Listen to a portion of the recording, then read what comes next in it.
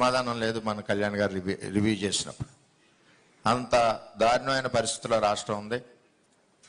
ఇప్పుడు ఈ రాష్ట్రాన్ని ముందుకు నడిపించాలని ఒక బాధ్యతతో మరి కళ్యాణ్ గారు, చంద్రబాబు నాయుడు గారు పనిచేస్తూ ఉన్నారు. పవన్ కళ్యాణ్ గారికి మన అదృష్టం ఏంటంటే రూరల్ డెవలప్మెంటు, వాటర్ వర్క్స్, అదేవిధంగా పంచాయతీరాజు ఈ రావడం నిజంగా మన నియోజకవర్గానికి అదృష్టం.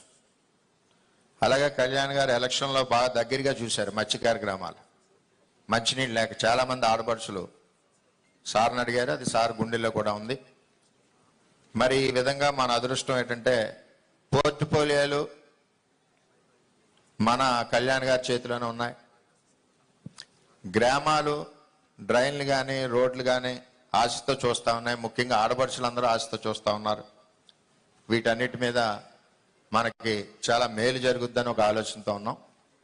అదేవిధంగా పెన్షన్లు ఇదివరకు ప్రభుత్వం 4 నెలలకో సంవత్సరానికో 200 రూపాయలు పెంచినా అది ఉపయోగకరంగా లేకపోవడం.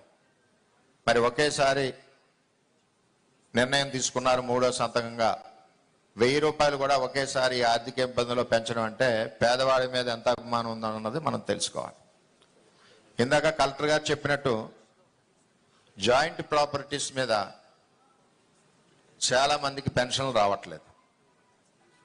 రెండవది, భర్త డైవర్స్ ఇవ్వకుండా కనపడకుండా పోయిన వాళ్ళు చాలామంది నియోజకవర్గంలో ఒక 100 మంది పైన ఉన్నారు నా దృష్టిలో. వాటి మీద కూడా ఒక నిర్ణయం తీసుకోవాల్సిన బాధ్యత ఉంది. ఎంచేతంటే భర్త రావట్లేదు, సర్టిఫికెట్ ఇవ్వడం కుదరట్లేదు, ఒంటరి మహిళలు ఇదివరకు ప్రాక్టీస్ ఉంది కాబట్టి దాన్ని కూడా మన డిప్యూటీ సీఎం గారిని దృష్టిలో పెట్టవలసిందే కోరుతా ఉన్నాం. అన్నిటికంటే దారుణం ఈ 5 సంవత్సరాల్లో జరిగింది ఏంటంటే కరెంటు బిల్లు 30వ తారీఖు నాడు తీసుకోవాలి స్లాబ్ ఉన్నప్పుడు.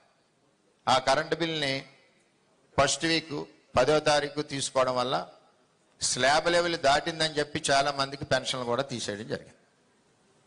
ఆ కరెంట్ బిల్స్ కూడా మన గౌరవ కలెక్టర్ గారు 1వ తారీఖు ముందు తీసుకోవడం వలన ఎలిజిబిలిటీ మిస్ అవ్వకుండా ఉంటున్నారు.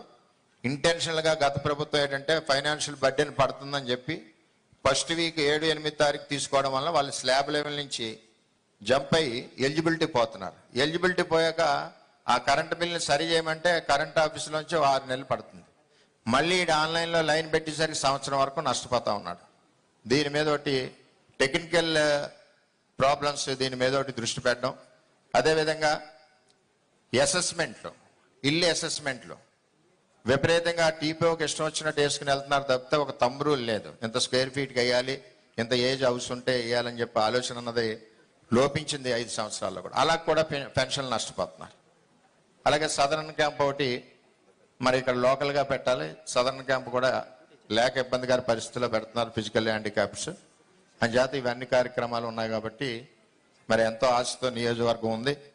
మరి సార్ 3 రోజుల్లో కూడా మరి బ్రహ్మాండంగా అభివృద్ధి కార్యక్రమాలు ముందుకు స్టార్ట్ అవుతాయని చెప్పి తెలియజేసుకుంటూ, ముఖ్యంగా పెన్షనర్స్లో ప్రాబ్లం ఉంటే ఒక team, revenue department, electrical department, municipal కానీ పంచాయతీ డిపార్ట్మెంట్ని ఒక టీం వేసి ఆ ప్రాబ్లం అదే రోజు సార్ట్ అవుట్ అయ్యేలాగా ఉండాలి. లేకపోతే ఇక్కడి నుంచి అక్కడ తిప్పి, అక్కడి నుంచి ఇక్కడ తిప్పి వాళ్ళు కూలి పని మానుకుని వెళ్ళి పరిస్థితి ఉండదు. కాబట్టి పెన్షనర్స్కి మేలు చేయాలని చెప్పి అందరినీ, ప్రతి ఒక్కరిని కోరుకుంటూ మరి అవకాశం ఇచ్చిన అందరికీ పేరు పేరున ధన్యవాదాలు తెలియజేసుకుంటూ సెలవు తీసుకుంటాం. Thank you sir. ఇప్పుడు